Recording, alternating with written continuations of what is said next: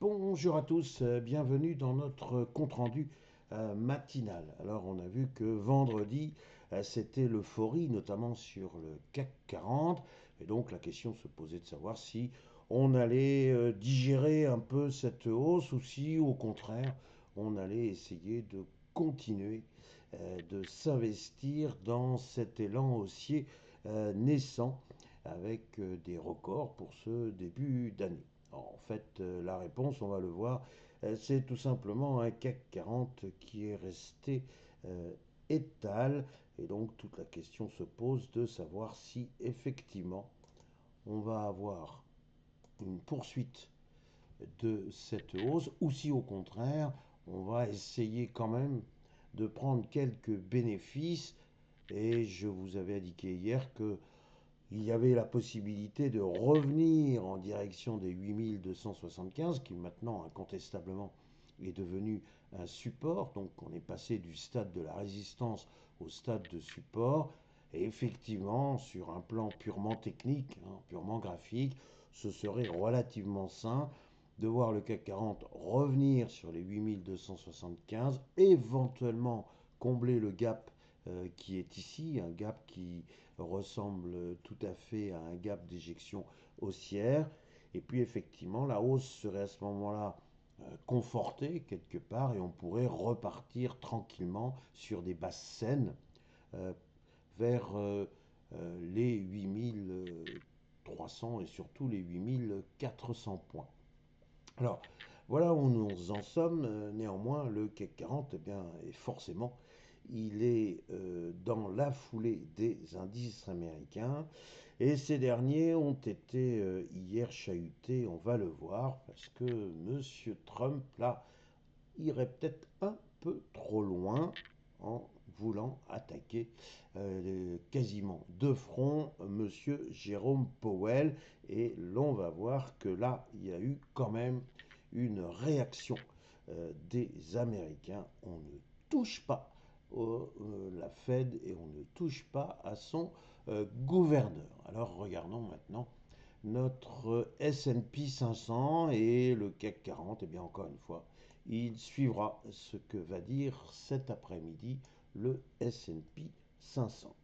Alors notre brave S&P 500 qui est ici, que voici, que voilà, on voit qu'il y a eu une séance agitée. Pourquoi une séance agitée? Parce que les futurs, notamment aux heures européennes, étaient bien rouges, et bien rouges tout simplement parce qu'on venait d'apprendre que M. Powell était convoqué par la justice américaine, n'est-ce pas? Et on lui reproche d'avoir été un petit peu dépensier, voire fortement dépensier pour des travaux concernant l'immeuble qui abrite la Fed. Alors, on voit bien que c'était qu'un prétexte pour faire pression sur M.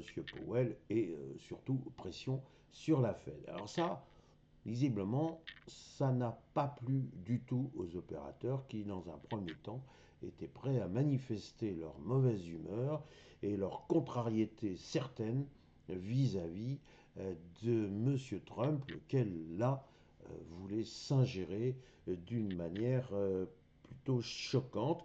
Et il est intéressant de noter que les anciens gouverneurs de la Fed eh bien, sont venus quelque part au secours de M.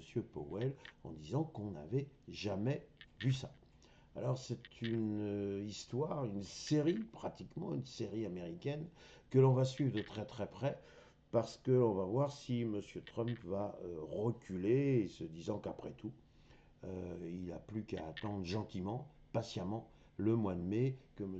Powell va véritablement partir et que donc il pourrait y avoir un successeur qui serait beaucoup plus à la botte de M. Trump. Mais ceci finalement serait assez malsain ou du moins très mal vu par les opérateurs qui tiennent absolument à une indépendance de la Fed. Et puisqu'on parle d'indépendance de la Fed, eh bien on va voir que cet après-midi, nous allons avoir l'occasion de tester justement la politique de la Fed, car il va y avoir publication des très importants chiffres de l'inflation américaine. Je rappelle que nous sommes enfin sortis des conséquences du shutdown de l'année dernière. Là maintenant, nous avons des statistiques en temps et en heure. Donc tout le problème va être de savoir si l'inflation américaine se rapproche de la fameuse boîte des 2% ou si au contraire on s'en éloigne. Pour le moment, les experts viennent dire que logiquement l'inflation devrait se situer aux alentours de 2,7 ou 2,8%. Donc ce ne serait pas catastrophique, mais ce ne serait pas non plus de nature à justifier une baisse importante des taux aux États-Unis. Donc nous en sommes là.